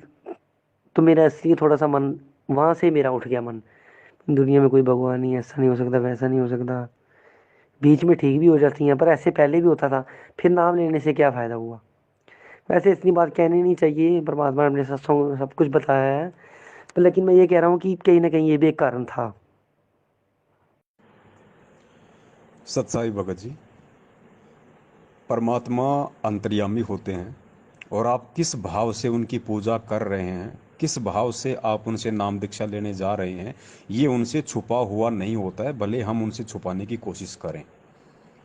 आप लोगों के जो भाव थे वो केवल प्रेत बाधा को दूर करवाने तक ही सीमित थे, जबकि परमेश्वर का विधान है और परमात्मा चाहता है कि ये जीव जिसका अनंत युगों के बाद में बिल्ली के भाग का छीका टूटा है, ये सारे जोड़ जुगाड़ इसके सही तरीके से सेट हुए हैं। कलयुग की पिछली पीढ़ी, साक्षरता, परमात्मा आया हुआ, हमें परमात्मा ने अपने समकालीन समय में पैदा किया, भक्ति दी, शरण में लिया।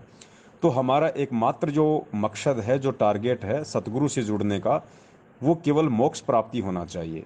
और मोक्ष प्राप्ति के लिए हम तभी जुड़ पाएंगे जब सबसे पहले हम उनके सत्संग सुने, सत्संगों को अच्छे से सुन के हम ये एक धारणा बना लें, एक टारगेट बना लें कि हमें करना क्या है, उसी मकसद से हम परमात्मा से हम जुड़ें।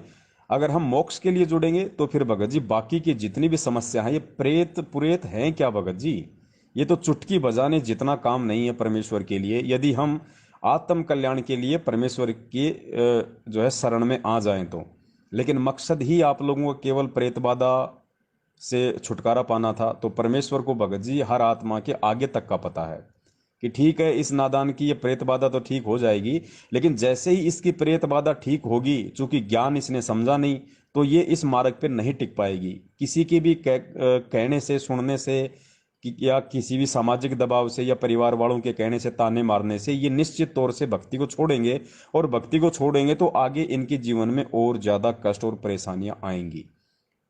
तो इस हिसाब से भी भगत जी वो परमात्मा जीव आत्मा को लाभ नहीं देता है। तो मकसद आप लोगों का केवल भूत प्रेत ही भगाने का था भगत जी, जिस वजह से अंतर्यामी परमात्मा ने पहले ही देख लिया। ये बहुत सारी बार परमात्मा सत्संगों में भी बता चुके हैं। अब आप और बाकी आपने ये जाहिर कर ही दिया अपनी ऑडियो में कि भाई जब उनको लाभ ही नहीं हुआ, जब उनके प्रेत बाधा ही ठीक नहीं हुई, तो फिर हम क्या करते उस भक्ति से जुड़ के। तो देखिए, जो बात आप आज कह रहे हैं, ये बात उस परमात्मा को पहले से पता थी, जब तक कि आप लोगों ने नाम दीक्षा भी नहीं ली थी। तो एक रामायण में भी चौपाई है ना, जहाँ की रही भावना जैसी, प्रभु मूरत देखी तिन तैसी। तो वो उसी के अनुसार भगत जी वो फल प्राप्त करता है। इसीलिए परमात्मा बार बार ये जोर देते हैं कि भैया पहले सत्संग सुनो, एक बार सुनो, दो बार सुनो, 10 बार सुनो, 100 बार सुनो। ये जरूरी नहीं होता है कि आश्रम में अगर आप किसी के साथ चले गए तो आपने नाम दीक्षा लेना जरूरी है, ऐसा कुछ नहीं है। गुरुदेव ने कहा कि 10 बार आओ, चाहे 50 बार आओ, या खाओ, सोओ, पीओ, नहाओ धो, सब फ्री सुविधाएं हैं, लेकिन पहले ज्ञान को समझो। सत्संग सुनो, सत्संग सुनने के बाद में डीवीडी लेके जाओ, मेमोरी कार्ड लेके जाओ, पुस्तकें लेके जाओ। जिस दिन आपको सत्संग समझ में आ जाए कि वास्तव में मेरे सामने जो हैं मेरे गुरु रूप में ये कौन है, और वास्तव में मेरे मानव जीवन का असली मकसद क्या है, असली टारगेट क्या है, मुझे करना क्या है, उसके बाद भगत जी प्रेत हैं क्या, ये तो बाएं हाथ का काम है उस परमपिता परमेश्वर का। और दूसरी बात भगत जी, ये आपकी माता जी का अपना संस्कार था। अब आपको तो अपनी माता जी दिखाई दे रही है और परमेश्वर को अपनी आत्मा दिखाई देती है, तो मालिक ने तो अपने हिसाब से ट्रीटमेंट करना है ना। अब डॉक्टर के पास कोई जाता है तो वो तो डॉक्टर ने देखना है कि इसका रोग किस प्रकार का है। तो डॉक्टर आपके कहने से ये थोड़ी है कि भाई शाम को ही मेरी माता जी को ठीक कर दो, शाम तक मेरे माता जी को ठीक कर दो। माता जी को हो गया कैंसर, माता जी को लगेंगे 2 साल, तो आपके कहने से काम नहीं होगा। दूसरी बात, आपकी माता जी के प्रारब्ध और संस्कारों पे निर्भर करता है। अब जैसे कोई जुकाम का मरीज है, वो तो हॉस्पिटल में जाते ही 2 घंटे में ठीक हो जाए, 2 दिन में ठीक हो जाए, और एक पूछ गए वहाँ पे कोई कैंसर का, कोई एड्स का रोगी, उसको 5 साल भी लग जाए, उसका लंबा ट्रीटमेंट भी चलेगा। तो इसी प्रकार जैसे परमेश्वर की वाणी है कि जब ही सतनाम हृदय धर्यो भयो पाप को नाश, जैसे चिनगारी अग्नि की पड़े पुरानी घास। परमेश्वर कहते हैं सतनाम जिस दिन आपने ले लिया, सच्चा नाम, उस दिन के बाद आपके पाप कर्मों का सत्यानाश होना शुरू हो जाता है। लेकिन ये डिपेंड करता है कि आपके पाप कर्म कितने हैं। अब परमेश्वर ने बताया जैसे घास है, एक तो 2 किलो घास है और एक 5 टन घास है, तो माचिस तो अपना तुरंत काम करेगी। अगर आप 2 किलो घास को लगाओगे तो तुरंत तो लग जाएगी, और वही माचिस, वही सतनाम यदि आप 5 टन के लगाओगे तो भी लग जाएगी। लेकिन किसके पाप कर्म कितने हैं ये निर्भर करता है। उसी हिसाब से भगत जी धीरे धीरे उस आत्मा को राहत मिलती है। तो ये आप लोगों की सत्संग ना समझ पाने के चलते ये कमजोरी थी, और आप लोगों ने अपने मन में फिर परमपिता परमेश्वर के प्रति ये दोष देख लिया। तो भगत जी फिर कहाँ फायदा होना था, क्योंकि भक्ति का नियम है, ये विधान है कि नाम दीक्षा लेने के बाद यदि आपको अपने गुरु में भक्ति में जरा सा भी कोई संदेह या शंका प्रकट हो गई, उसी समय आप नाम रहित हो जाओगे। तो आपके मन में तो कितनी शंकाएं आई होंगी, तो आप तो नाम रहित हो चुके थे। और नाम रहित होने के बाद भगत जी परमात्मा की पावर उस आत्मा तक, उस घर में नहीं पहुंचती है। तो सबसे पहले आप लोगों ने सत्संग सुनने थे भाई। और आज वर्तमान में ये खाली आपके साथ नहीं है, आज सन 2014 के बाद जो ये नाम लिए जा रहा है सतलोक आश्रम मैनेजमेंट हरियाणा के फर्जी नामदान केंद्रों से, यही रीजन है। कोई 2 महीने रुकता है, कोई 6 महीने रुकता है, लाभ हुआ तो ठीक है, नहीं तो छोड़ो, किसी और को पकड़ो। क्यों? क्योंकि ज्ञान कोई नहीं समझ रहा और ना कोई किसी को ज्ञान समझा रहा। बस ये कहते हैं हमारे गुरु जी की शरण में आ जाओ, तेरे भूत भग जाएंगे, तेरे बेटे की शादी हो जाएगी, इसकी नौकरी लग जाएगी। भगत भी यही प्रचार करते हैं। कोई नहीं कहता कि सबसे पहले ज्ञान समझो, इस पुस्तक में क्या लिखा हुआ है उसको जानो पहचानो। सबको ये चिंता है कि मेरा टारगेट कम ना रह जाए। लोग ये ना कहते हैं कि यार तूने तो इतने भगत जोड़े, तूने तो केवल इतने भगत जोड़े। तो सबको चिंता ये है कि ज्यादा से ज्यादा भगत जोड़ूं। तो ये भगतों को जोड़ना नहीं होता है, ये उनके साथ में खिलवाड़ करना होता है, जिसका मतलब संगत समझ नहीं रही है, और जिसका दुष्परिणाम संगत भी भोग रही है। और सामने वाला जो जल्दबाजी में नाम दीक्षा ले रहा है भूत भगाने के लिए, वो तो भुगत ही भुगत रहा है। तो ये बहुत सारी बातें भगत जी ये परमेश्वर के ज्ञान से ही समझ में आएगी। सत साहिब। सही कहा भाई आपने। भाई एक बात बताइए, आप वैसे इतनी देर हो गई सेंटरों को चले हुए, आप सेंटरों के खिलाफ अभी बोलना शुरू किया आपने। तो आपने भी जो है 14 से नाम लिया है। मैंने वैसे आपकी पूरी लाइव वीडियोस नहीं देखी फेसबुक पे, पर थोड़ा बहुत सुना है। लेकिन अब आपको ये क्यों लग रहा है कि सेंटर वाले गलत ही हैं, और हमने भी वहाँ से ही नाम लिया है प्रथम? तो इनका क्या चक्कर है? मैंने सुना कि आपको इन्होंने इन्होंने आप पे हमला भी करवाया था। तो आप तो वैसे सच बोलते हो, आपने बहुत हिम्मत रखी है, क्योंकि आप परमात्मा के बच्चे हो जो अच्छी तरह से उनके ज्ञान को समझ चुके हो, और आपने भी बहुत बड़ा बलिदान दिया है। वैसे तो आपका नाम सब तरफ मशहूर है, आप हो तो हमारी जान है। आप बहुत अच्छा काम कर रहे हो भाई। परमात्मा तो आपको पार करके ही छोड़ेगा। पर अगर आपका छोटा भाई आपसे एक बात पूछ रहा है कि आप ये थोड़ा सा रहस्य बता दें कि ये क्या चक्कर क्या है सेंटर वालों का। वैसे तो रामपाल जी महाराज जी ने किसी सत्संग में तो कहा नहीं कि मेरे जेल जाने के बाद आपको सेंटरों में इनामदान मिलेगा। तो बात तो वही सही है कि जो उन्होंने सत्संगों में कही है, जो हम अक्सर हर बार नहीं समझ पाते हैं, लेकिन हर बात का जवाब सत्संग में ही होता है। तो आप ज़रा बताइए कि ये क्या चक्कर है सेंटरों वालों का।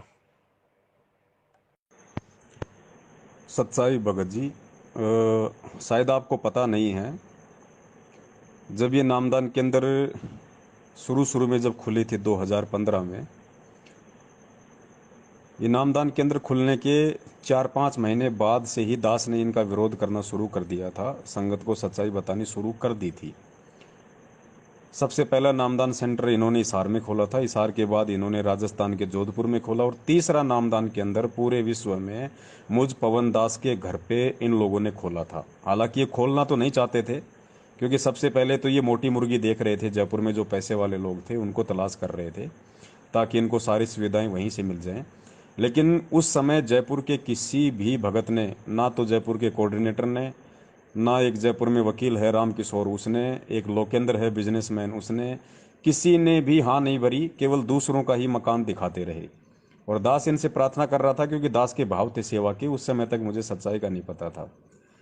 अंत में जब इन लोगों को लगा, क्योंकि एक तो गुरुजी का जमाई था, एक राजस्थान के स्टेट कोऑर्डिनेटर था, और एक जो बलजीत है उसका लड़का था अनिल, ये तीनों लोग आए थे।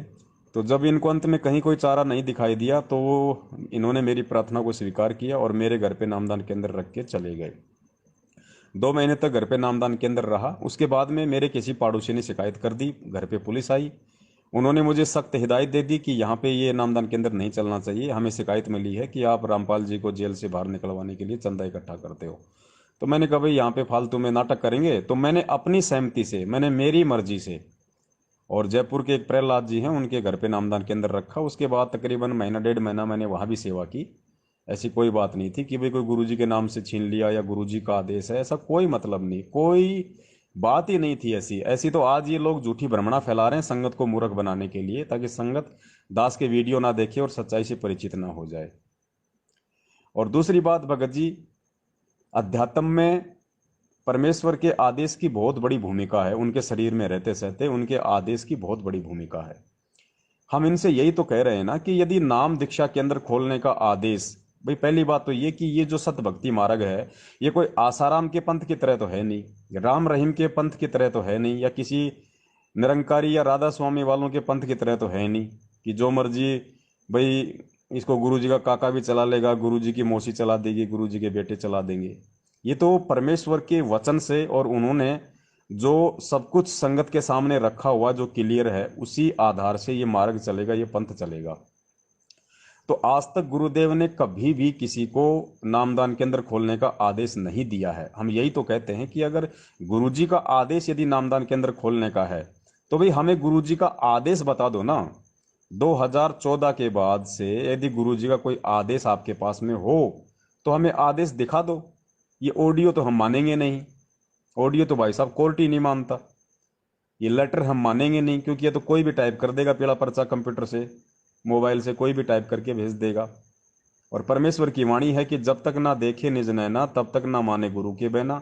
अध्यात्म में, सत भक्ति मार्ग में काल इतनी बड़ी सूक्ष्म चाल चलता है, ऐसे ऐसे दाव खेलता है। इसलिए परमेश्वर ने हिदायत दी अपने बच्चों को कि जब तक ना देखे निज नैना, जब तक तुम अध्यात्म की कोई भी बात अपनी आंखों से ना देख लो, कानों से ना सुन लो, तब तक अपने गुरुदेव की बातों पे भी यकीन मत करना। गुरुदेव की बातों पे यकीन ना करने का मतलब है कि चाहे तुम्हें कोई कितना ही गुरुदेव का नाम लेके कोई आदेश दे, भरमाए, यकीन नहीं करना, क्योंकि वो काल की सूक्ष्म चाल होगी तुम्हें भरमाने के लिए, भटकाने के लिए। तो आज तक कोई आदेश ये लोग हमें नहीं सुना पाए हैं। गुरुदेव का कोई भी वीडियो ये लोग हिसार जेल से नहीं ला पाए हैं, जबकि ऐसी बड़ी बड़ी डींग मारते हैं कि हिसार जेल से 500 पेज की पुस्तकें लिख के आ रही है। कितनी पुस्तकें इन्होंने संगत में प्रचारित कर दी। आए दिन ये दिन में 2 या 3 पीले पर्चे निकालते हैं और कहते हैं कि गुरुजी ने भेजे हैं लिख लिख के। हैं कोई 25-30 ये लोग 200-200 300-300 500 पेज की पुस्तकें संगत में बांट चुके हैं 2014 के बाद, ये कहकर के गुरुजी हिसार जेल से लिख लिख के भेज रहे हैं। तो बताइए फिर वीडियो क्यों नहीं आ सकता, जबकि गुरुजी के भाई महेंद्र ने तो खुद अपनी ऑडियो में जिक्र किया है कि जेल में क्या नहीं जा सकता। जेल में तो अफीम भी जाती है, जेल में गांजा भी जाता है, जेल में मोबाइल भी जाता है। अरे जब सब कुछ जेल में जाता है तो एक छोटा सा वीडियो बाहर क्यों नहीं आ सकता भाई साहब। लेकिन आएगा कैसे, क्योंकि संत वचन पलटे नहीं, चाहे पलट जाए ब्रह्मांड। ये सत भक्ति है। परमात्मा कबीर जी धरती पे प्रकट हैं। दोगले वो कभी हो नहीं सकते, दोगले वचन वो कभी बोल नहीं सकते, क्योंकि वो उनके आचरण में नहीं। और परमात्मा एक वचन अपना बहुत पहले बोल चुके हैं सत्संग में कि भैया ये डीवीडी से जो नाम दीक्षा है ये मेरे सतलोक जाने के बाद दी जाएगी, दास इसकी व्यवस्था करके जाएगा, उसके बाद में सारा नाम भी डीवीडी से ही दिया जाएगा। लेकिन जब तक दास शरीर में है तब तक दास ही देगा। जबकि डीवीडी 2005 में ही बन चुकी थी, और 2006 में गुरुजी जेल में गए थे। उससे पहले 2 साल गुरुजी जेल में रहे थे, 2006-2008। तो जब डीवीडी 2005 में बन चुकी थी तो 2005 से 2006 से 2008 के बीच उन 2 वर्षों में नामदान केंद्र कहीं क्यों नहीं खोले गए। डीवीडी तो उस समय भी थी जी, गुरुजी को जेल में तो लेके नहीं गए थे, डीवीडी इन्हीं लोगों के पास में थी। जबकि उस समय तो नाम शुद्धिकरण के लिए 2 साल तक कोई नाम शुद्धिकरण केंद्र भी नहीं खुला था, जबकि वो तो खुल जाना चाहिए था। इससे ये सिद्ध होता है कि सतगुरु का जो वचन होता है वो फाइनल है।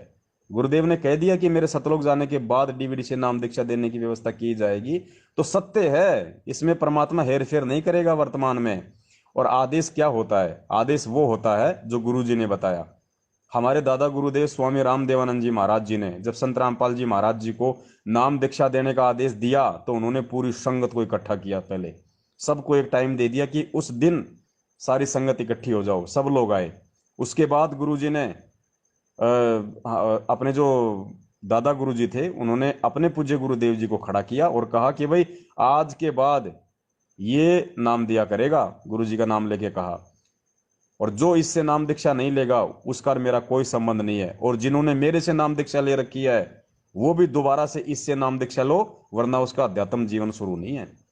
तो जो समझदार थे उन्होंने तो नाम दीक्षा ले ली, जिन्होंने नहीं लेना था उन्होंने नहीं ली। तो वो होता है आदेश नाम दीक्षा का।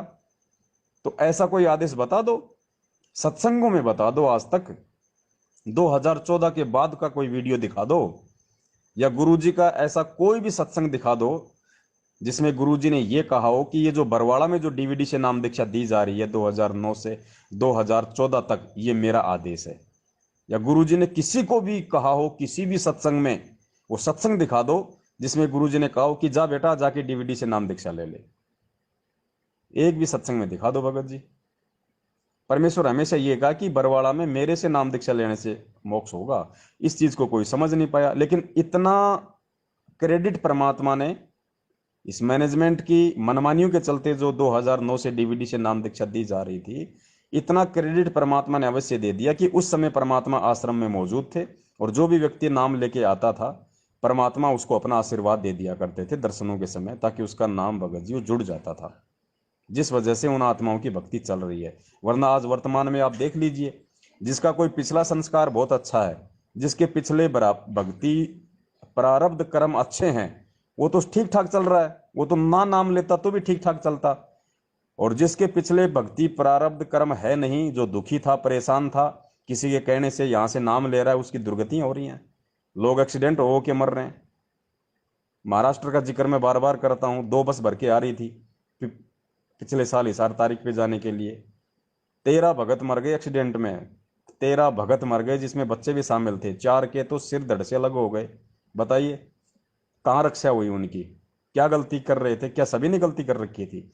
क्या सभी के नाम खंड थे? वो तो गुरुजी के दर्शन के लिए जा रहे थे ना। जो गुरुजी के दर्शनों के लिए महाराष्ट्र से इतना खर्चा करके हिसार आ रहा है, उसकी कहाँ मर्यादा खंड होंगी? उसके कितने अच्छे भाव होंगे, लेकिन फिर भी उसकी मौत क्यों हुई? क्योंकि वो मनमाना आचरण था। मैनेजमेंट के कहने पे ये लोग चल रहे हैं, गुरु के आदेश पे नहीं चल रहे। गुरु ने कभी इशारा आके धक्के खाने के आदेश नहीं दिए। परमात्मा ने अनमोल नाम दे दिया, भक्ति दी, सत्संग दे दिया, सुमरण दे दिया, बैठ के अपनी भक्ति करो, बाकी काम मेरा है, मैं कब आऊंगा कब नहीं आऊंगा, क्या खेल है क्या खेल नहीं है, मैनेजमेंट के तलवे चाटने की क्या जरूरत है? इतना ज्ञान लेने के बाद तो उनकी दुर्गतियां हो रही हैं, उनकी दुर्गतियां होंगी, उसको कोई रोक भी नहीं पाएगा जब तक वो आत्मा गुरुदेव के ज्ञान को आधार नहीं बनाएंगी। और ये चीजें भगत जी सभी के समझ में नहीं आती हैं, क्योंकि इसका भी एक बहुत बड़ा रीजन है। परमात्मा कहते हैं शब्द सैन सतगुरु की पहचान है, पाया अटल सुहाग रे। वो अटल सुहाग सतलोक में वो अमर परमात्मा उसी आत्मा को प्राप्त होगा जो सतगुरु के सत्संगों के संकेतों को समझेगा और उस आधार से अपनी रहनी करनी को करेगा। क्योंकि कहते हैं ना, समझदार को संकेत ही काफी होता है। जैसे कहीं कोई बातचीत हो रही होती है और दूर दूर 2 आदमी खड़े हैं, तो वो आपस में संकेत से समझा दिया करते हैं। वो संकेत से क्यों समझ गया दूर खड़ा आदमी? क्योंकि वो उसके संपर्क में है, वो उसके विचारों से परिचित है, वो क्या कहना चाहता है इशारों इशारों में, उंगली से या अपने चेहरे से वो समझ चुका कि ये क्या चाह रहा है, ये क्या मंगवा रहा है, ये क्या चाहता है। तो वही समझ पाया जो उसके संपर्क में है, जो उसको अच्छे से जानता है, जो उससे परिचित है। तो सतगुरु के सत्संगों के संकेतों को भी वही आत्मा समझेगी जो युगों युगों से उस परमेश्वर की सेवा करते आ रही है, उस परमेश्वर के निकट रही है, उस परमेश्वर के लिए उसने कुर्बानियां दी हैं। वही आत्मा, उसको परमात्मा युगन युगन का माल कहते हैं। जैसे मीरा के लिए परमात्मा ने ये शब्द प्रयोग किए, नानक जी के लिए प्रयोग किए, धर्मदास जी के लिए प्रयोग किए कि साधु सेती मस्करी चोरा नाल खुशाल मल अखाड़ा जीतेंगे युगन युगन के माल। साधु सेती मस्करी, जिसने पिछले जन्मों में परमात्मा के साथ में मजाक किया, उनकी निंदा की, साधु सेती मस्करी, और चोरा नाल खुशाल, नकलियों के साथ में लगे रहे, पत्थर पूजा में लगे रहे, और कहते हैं मल अखाड़ा जीतेंगे। इस भक्ति रूपी जो ये अखाड़ा है, ये वही जीतेंगे जो होंगे युगन युगन के माल। तो ये बहुत गहरा आध्यात्मिक रहस्य है भगत जी। मैं निवेदन करूंगा आप जी दोबारा से इन सभी चीज़ों को समझते हुए, मद्देनज़र रखते हुए परमपिता परमेश्वर जी की भक्ति में लगिए, उनके सत्संग सुनिए, पूरा समझने का आप जी प्रयास कीजिए परमेश्वर के मिशन को, उनके यहाँ आने के मकसद को। और कहते हैं सुबह का भटका हुआ शाम को घर आ जाए तो उसको भटका हुआ नहीं कहते हैं। आप जैसे हजारों की संख्या में भगत भाई बहन हैं जो बरवाला कांड के बाद में और इस पूरी घटनाक्रम को देखते हुए, क्योंकि ज्ञान इतना वो समझ नहीं पाए थे और उन्होंने गुरुजी में दोष निकाल लिया कि ऐसा करने की क्या जरूरत थी, ऐसा क्यों किया, ऐसा क्यों हो गया, अगर ये परमात्मा थे तो। अरे भैया, यहाँ परमात्मा को ही कष्ट सहन करने पड़ते हैं, ये काल कसाई का लोक है। यहाँ ये कोई नया काम थोड़ी है। आप सतयुग से अब तक का देख लीजिए, परमेश्वर को एक सुख से एक गिलास पानी भी नहीं पीने दिया हम नीचों ने। सतयुग में मनु जैसे परमात्मा के पीछे पड़े रहे, ना त्रेता में जीने दिया, ना द्वापर में जीने दिया, ना 650 साल पहले गुरुजी आंखों में आंसू भर भर के बताते हैं कि उस परमात्मा के साथ में कैसी कैसी बदमाशियां की। तलवारों से काट दिया, जेरे कुएं में डाल दिया, समुद्र में डाल दिया, वह नदी में गले में पत्थर बांध के डाल दिया, तलवारों से काटा, कैसे कैसे परमेश्वर के साथ में जुल्म किए। और आज देख लो क्या हो रहा है भगत जी। तो परमात्मा ये किए, इस तरह की जो घटनाएं होती हैं उनसे परमात्मा हमें ये भी समझाना चाहते हैं कि भैया ये देखो काल कसाई का लोक है, तुम समझो और यहाँ से चलने की तैयारी करो। जब मेरे जैसे समर्थ को ये नहीं समझ पा रहा, ये नहीं बख्श रहा, तो तुम्हारी तो औकात क्या है, तेरी क्या बुनियाद प्राणी, तू पेंडा पंथ पकड़, वो ये भक्ति मार्ग पकड़ ले। मेरे साथ यदि इस लोक में ऐसा हो रहा तो तेरी क्या औकात है, ये तू अब समझ ले।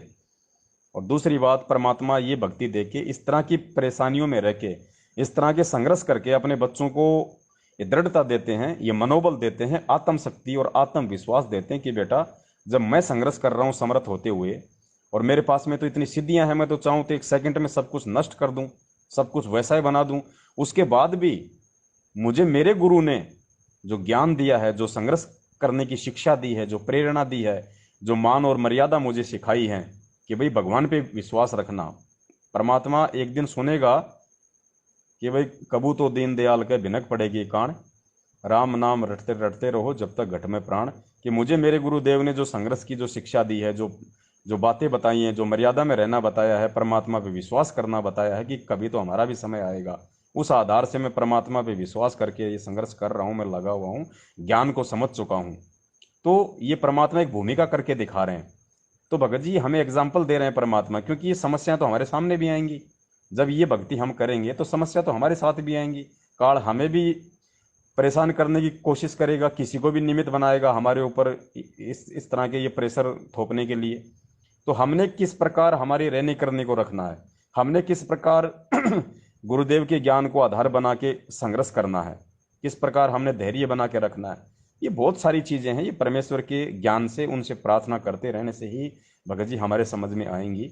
और ये बातें जो व्यक्ति समझ गया भगत जी, उसका ये लास्ट जीवन है, वो नहीं रह सकता फिर यहाँ पे, ये लास्ट है, लास्ट। और ये समझाने के लिए परमात्मा ये मापदंड अपना रहे हैं, खुद आके ज्ञान दे रहे हैं, सत्संग कर रहे हैं, एग्जाम्पल दे रहे हैं, फिर अपने बच्चों को खड़ा खड़ा कर देते हैं।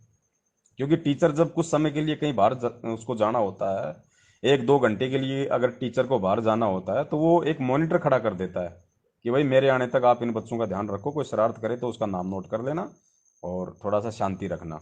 तो कुछ आत्माओं को परमात्मा निमित्त बना देते हैं अपने अन्य भगत भाई बहनों को समझाने के लिए, अपनी अनुपस्थिति में उनका मनोबल बढ़ाने के लिए, उनका धैर्य कायम रखने के लिए, ताकि उनको देख के उनमें भी थोड़ी हिम्मत आए। तो हमारे जो सत्सेवक भाई बहन हैं उनको परमात्मा ने ये हिम्मत दी है, ये ताकत दी है, शक्ति दी है, जो आज खुद भी संघर्ष कर रहे हैं।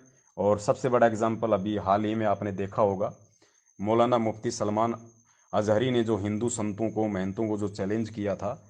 और अब देखिए किस प्रकार परमात्मा के सत्सेवक बच्चों ने सैकड़ों की संख्या में वीडियो बना बना के उसके चैलेंज को स्वीकार किया, निर्भय होके, निडर होके। ऐसा नहीं कि बस खाली फोकट में कर दिया, नहीं, अगर समय आए तो हम जाएंगे, हम अग्नि में प्रवेश होंगे उस परमेश्वर का नाम लेके। परमात्मा धरती पे है, धर्म की हानि नहीं हो सकती, क्योंकि मालिक खुद आज इस पृथ्वी पे। अगर ऐसा हुआ तो फिर ना भक्ति ना कोई भगवान।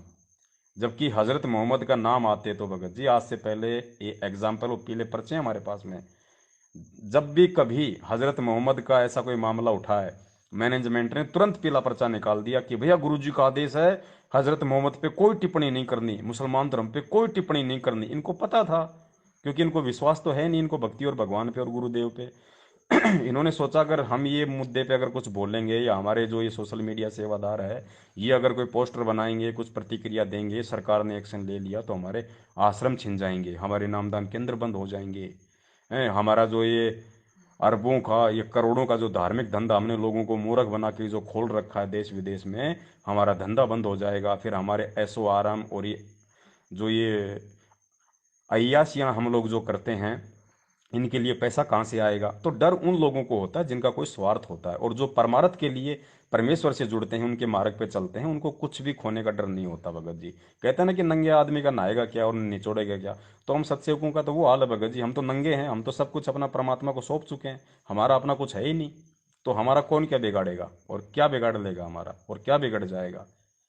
तो जब हम परमात्मा के प्रति पूर्ण रूप से समर्पित हो जाएंगे तो परमात्मा फिर बच्चा नहीं है, वो पीछे नहीं है। मालिक कहते हैं, जय तू चाले एक कदम मैं चालू कदम 60, जय तू हो जा काट का मैं हो जाऊं लोहे की लाट। परमात्मा धरती पे है, ये विश्वास करना पड़ेगा। खाली जुबान से बोल के एक बात नहीं बनेगी, अंतःकरण में, हृदय में मानना पड़ेगा कि हाँ भगवान धरती पे है, और मैं उसके लिए अगर एक कदम बढ़ाऊंगा वो 60 कदम आगे चलेगा, 60 कदम आगे। इसलिए परमेश्वर के बच्चों ने, हमारी बहनों ने, हमारे सत्सेवक भाइयों ने सैकड़ों वीडियो बना बना के डाल दिए, जबकि एक भी हिंदू ने अगर वीडियो बना के डाला हो तो पूरे भारत में, पूरे विश्व में। जबकि ये काम तो मैनेजमेंट का था, लेकिन ये नालायक तो डर के घरों में बैठ गए, क्योंकि ये तो आदेशों के गुलाम है संगत। इनको ये नहीं पता कि आदेश हाँ कहाँ से रहे हैं, आदेश देख हो रहा है। और हम सत्सेवक, हम हैं भगत जी परमेश्वर के ज्ञान के गुलाम, और आदेश के गुलाम भी हैं, लेकिन उस आदेश को मानेंगे जो परमात्मा हमारे को सन्मुख आदेश देंगे। पीठ पीछे कोई ऐरा गहरा नथु बहरा आके बोल देगा, हम उस आदेश को नहीं मानते, हम थूकते हैं हम ऐसे आदेशों के ऊपर। ये परमेश्वर ने हमारे को सिखाया। सत साहेब, जय हो बंदी छोड़ की।